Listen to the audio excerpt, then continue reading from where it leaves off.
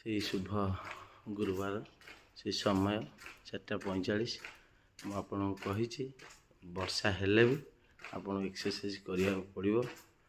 तेणु आज जस्ट बाहर समय किसी वर्षा है जोटा कि आमर जो होटेल रुद्राक्ष इन अच्छे से कॉन्फ्रेंस हॉल एक्सरसाइज चली से समय 4:45।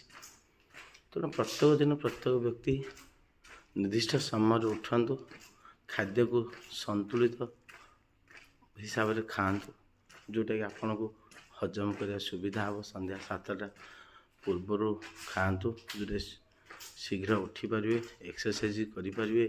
एक्सरसाइज करने द्वारा आपंकर विभिन्न प्रकार जो पेटर समस्या, आंठु समस्या एवं विभिन्न प्रकार शरीर जो निस्तेज लगुच आप भल सुषम खाद्य देपर।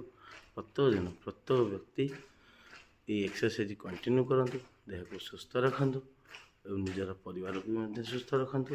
रात खाइबा समय 7टा पूर्व खाद्य को वर्जन करंतु एवं रात मोबाइल देखिए शुंतु ना। मोबाइल द्वारा कौन हुए आपंकर निद को नष्ट हुए, शरीर को आलस्य कर दिए, विभिन्न प्रकार आपंकर जो निदर अच्छी इंद्रिय आप नष्ट कर दिए। तेणु आपको ये गोटे वार्ता प्रत्येक दिन वर्षा हेले भी निज घरे हो कि आप जिम जातु कि निजर जेकोसी प्रांगण में एक्सरसाइज कंटिन्यू करूँ, देह को सुस्थ रखु।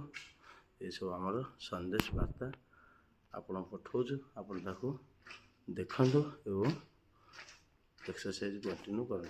रखुचु। नमस्कार। जय जगन्नाथ।